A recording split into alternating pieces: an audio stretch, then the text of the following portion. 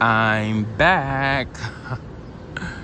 As you guys know, I was on vacation the last few weeks. I was on the road, traveling, meeting ex-witnesses, and just living my life.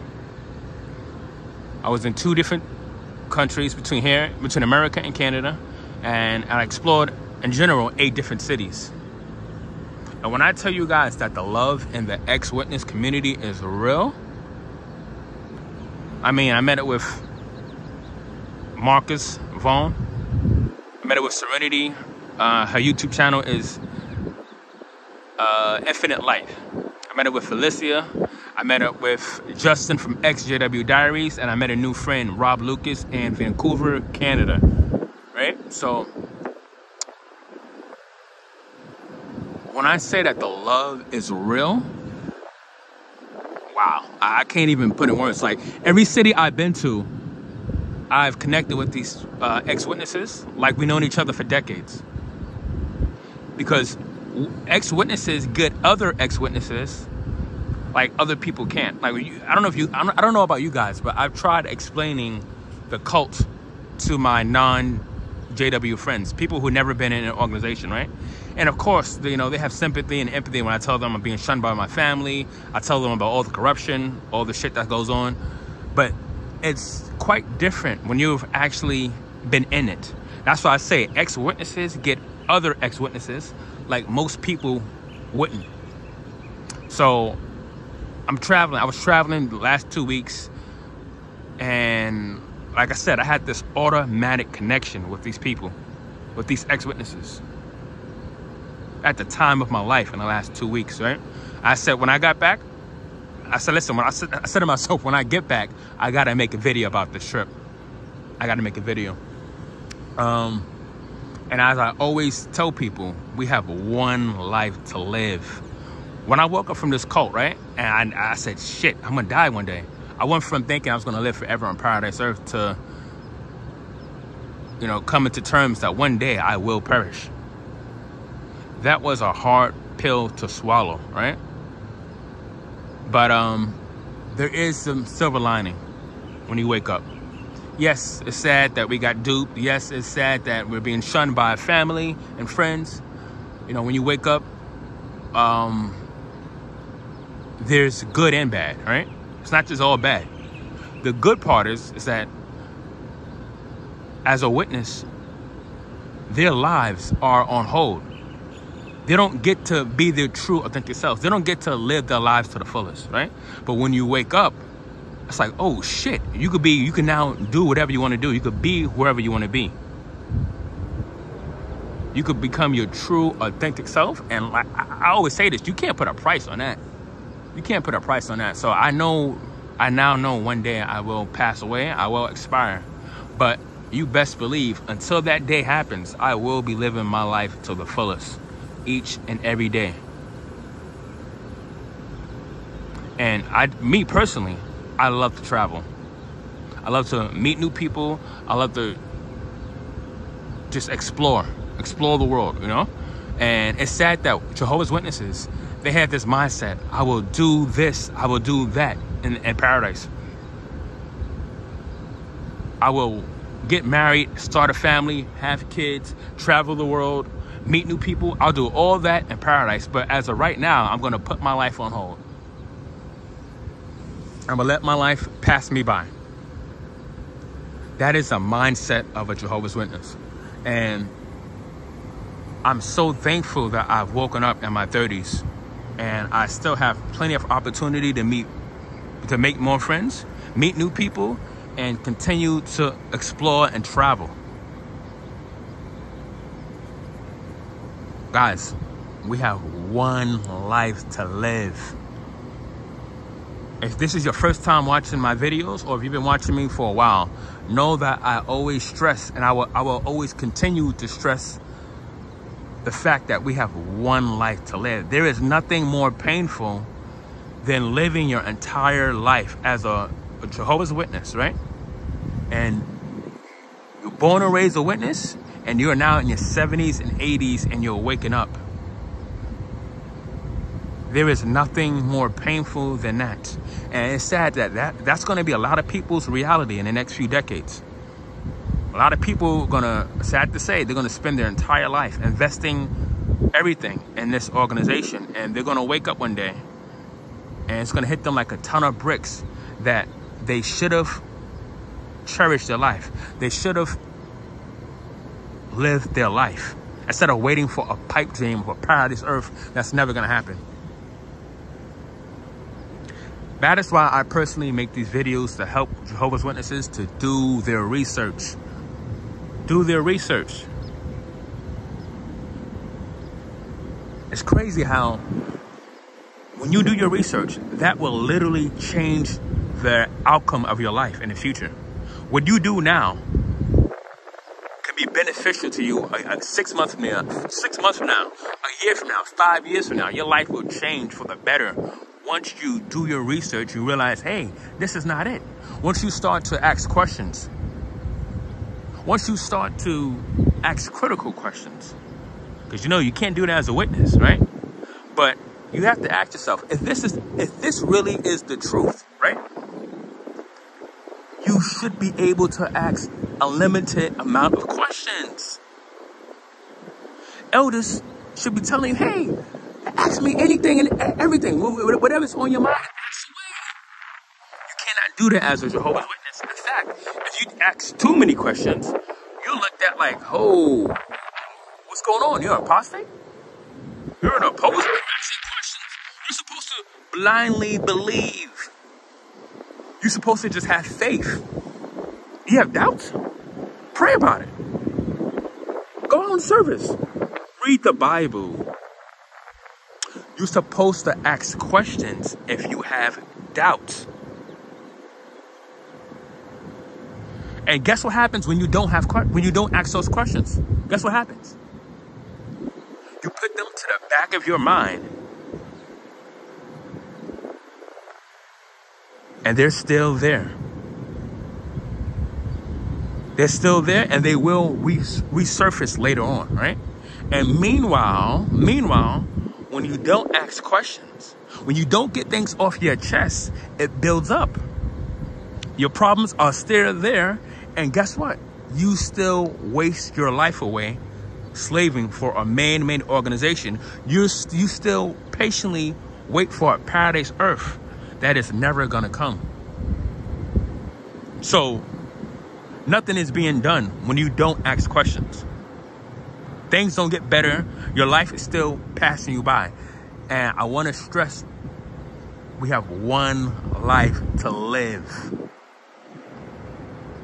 So you see what happens when you don't ask questions? You put things to the back of your mind. Your life still passes by. You still are patiently waiting for a paradise earth that's not going to come. And these are years. These are decades of your life. This is time. This is precious time that you will never get back. Or because you failed to ask questions, or because you failed to do your research, or because you decided to put your faith as a Jehovah's Witness and 9 men, because you decided to put your faith in elders that are telling you, oh, Jehovah, he'll answer your question in due time. Pray about it. Go on service. Read the Bible. Meanwhile, the questions that you want to be answered, they're never answered. Because people are bullshitting you from left to right. Elders are telling you, pray about it, read the Bible. Oh, Jehovah, he'll answer your questions in due time. The governing body leaders are telling you, Jehovah's Witnesses, oh, just have faith in us. The end is right around the corner. But what happens when the end doesn't come? See, this is the sad part. Jehovah's Witnesses, they don't think ahead. They don't have a plan B. They don't have a backup. They really think, Jehovah's Witnesses really, really, really think that paradise is around the corner. But what happens, this is the sad part, what happens when paradise doesn't come? Like that is so depressing. When I think about that, I'm blessed. Like I said, I'm blessed that I've woken up in my 30s, right? I'm thankful, I'm blessed. I woke up in my 30s. But all these people that slave for the Watchtower, born and raised JWs, they are now waking up in their 70s and 80s. And yes, it's better to wake up. It's better late than never. I'm not knocking that. I'm happy. Anyone who wakes up, it's good to wake up. It doesn't matter if you wake up in your 20s or in your 70s and 80s, but it's just sad because when you wake up as an older person, you are now limited as to what you can do. And all that time you invested slaving for a man-made organization, for what? For what?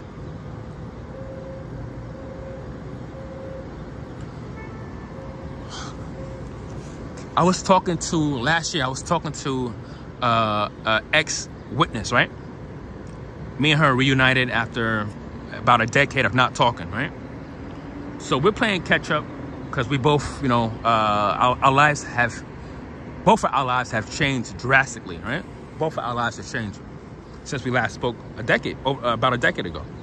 So she tells me she now left her second husband. They separated. She has 3 kids. And she goes on and tell me about, like, she went, this ex-witness, she went AWOL. She went ballistic. She pretty much going through a whole phase, right? She separated from her husband, and she's telling me about all her sexual wild encounters, experience. She had threesomes. She's just randomly hooking up with guys, right? And I'm like, hold on. You